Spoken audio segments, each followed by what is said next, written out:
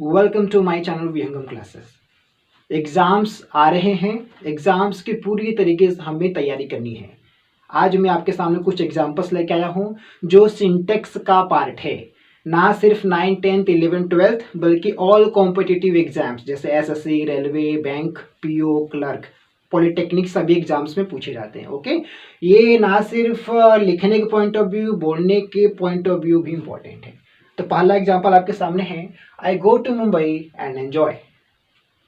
Go to Mumbai and enjoy, Mumbai जाओ और enjoy करो।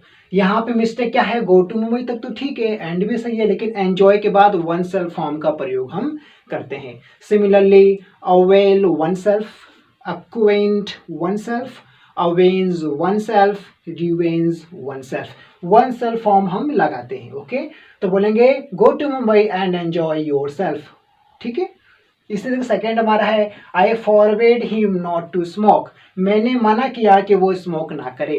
तो फॉरवर्ड ऑलरेडी क्या होता है, नेगेटिव होते हैं, तो अलग से नॉट लिखने की जरूरत नहीं है। तो नॉट हमारा क्या हो गया, नॉट हमारा रॉन्ग हो गया। ओके, तो बोलेंगे I forward him to smoke. इसी तरीके से सिमिलरली अनलेस, जब हम अनलेस लगाते हैं तो नॉट उसी में छिपा होता है, रेडी, अलग से नॉट हमें लगाने की जरूरत नहीं है। इसी तरीके से लेस्ट के साथ शुड जब प्रयोग करते हैं तो उसका मतलब होता है कहीं ऐसा न हो कि, इट मीन्स नहीं छिपा होता है, उसमें भी नॉट का प्रयोग हम नहीं करते हैं। ओके, इसी तरीके से तीसरा हमारा है, आई am fond of listening stories, मैं शौकीन हूँ। फॉन्ड के बाद ऑफ लगाते हैं, एकदम सही है, लेकिन लिसन के बाद टू नहीं लगा है। टू क्या है, यहाँ पे मिस है। टू क्या है, यहाँ पे मिस है, मतलब यहाँ पे टू नहीं दिया है, तो लिसनिंग के साथ टू लगाते हैं।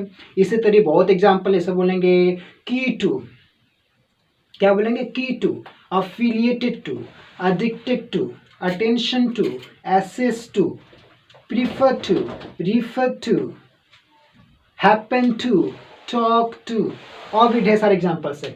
बोलेंगे की टू, जैसे बोलेंगे फ्रेंड्स, तो बोलेंगे I am fond of listening to stories. इसी तरीके से हमारा फोर्थ है, ही डाइड ऑफ हंगर, वो हंगर से मर गया। तो जब भी किसी कॉज से मरते हैं, किसी कारण से मरते हैं, जैसे हंगर क्या है, कारण मरने का है, तो वहां बोलेंगे फ्रॉम, तो डाई फ्रॉम कॉज। ओके, और डाई ऑफ कब लगाते हैं, डाई ऑफ तब लगाते हैं जब कोई डिसीज से मरते हैं, जैसे कि बोलेंगे कैंसर, कॉलरा, जैसे बोलेंगे कोरोना वायरस, तो वहां पे क्या बोलेंगे, ऑफ लगाएंगे। ओके, तो यहाँ पे रॉन्ग हो गया ना, डाई के बाद क्या लगाएंगे, फ्रॉम लगा देंगे, क्योंकि ये कॉज है हंगर। इस तरीके से हमारा, he behaves as if he is my boss, तो बोलेंगे वो ऐसे व्यवहार करता है मानो वो मेरा बॉस हो।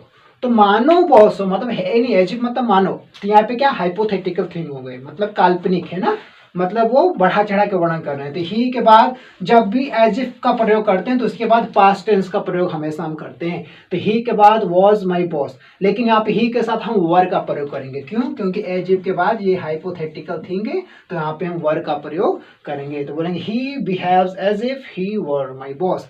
जब भी एज इफ आएंगे इनके साथ हम पास्ट का प्रयोग करेंगे, पास्ट टेंस का प्रयोग करेंगे। थैंक्स।